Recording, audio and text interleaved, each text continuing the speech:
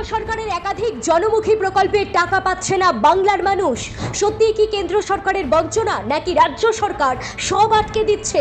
রাজ্য সরকারের জন্যই কেন্দ্র সরকারের কোনো প্রকল্পের টাকা পাচ্ছেন না বাংলার মানুষ। বড় সত্যি ফাঁস করলেন প্রধানমন্ত্রী নরেন্দ্র মোদী। কোনো প্রকল্প বাংলায় আসতে দিচ্ছে না তৃণমূল সরকার, তাই বিনামূল্যে বিদ্যুৎ পাচ্ছে না বাংলার মানুষ। তৃণমূলের কেন্দ্রীয় বঞ্চনার অভিযোগ উড়িয়ে বঙ্গবাসীকে আসল শত্রু চেনালেন মোদী। লোকসভা ভোটের আবহে শনিবার ব্রিগেড প্যারেড গ্রাউন্ড দেখলো এক হাই ভোল্টেজ রাজনৈতিক যুদ্ধ। মঞ্চ থেকে সরাসরি নাম না করে মুখ্যমন্ত্রী মমতা বন্দ্যোপাধ্যায় ও তার সরকারকে কড়া ভাষায় আক্রমণ করলেন প্রধানমন্ত্রী নরেন্দ্র মোদী।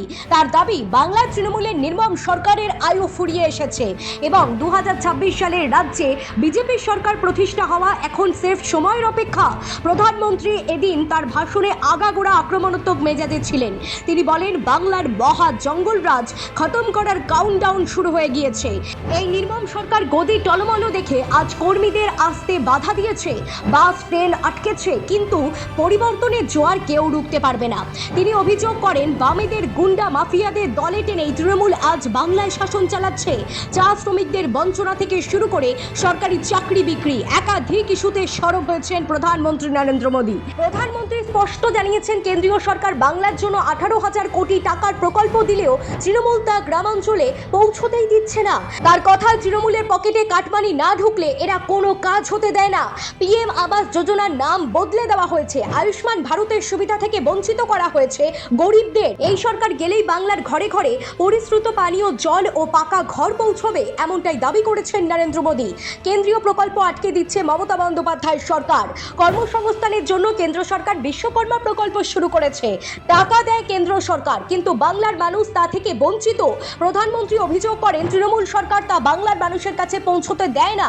বিনামূল্যে বিদ্যুৎ দিতেও কেন্দ্র সরকার প্রকল্প শুরু করেছে, কিন্তু প্রধানমন্ত্রীর অভিযোগ, মমতার সরকার তা আটকে দিচ্ছে। রাজ্য সরকারকে আক্রমণ করে তিনি বলেন, এরা বাংলার শত্রু, মানুষের শত্রু।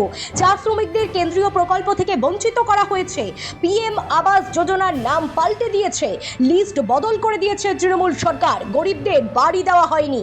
এই তৃণমূল সরকার তা হতে দেবে না। প্রধানমন্ত্রী কড়া ভাষায় রাজ্য সরকারকে আক্রমণ করে আরও বলেন, একই হাল জল জীবন মিশনের। আয়ুষ্মান ভারত প্রকল্প এরা চালু করতে দেয়নি। 5 লক্ষ টাকা পর্যন্ত চিকিৎসার খরচ পাওয়া যায় এই যোজনায়, কিন্তু বাংলার গরিব পরিবারগুলোকে বঞ্চিত করেছে রাজ্য সরকার।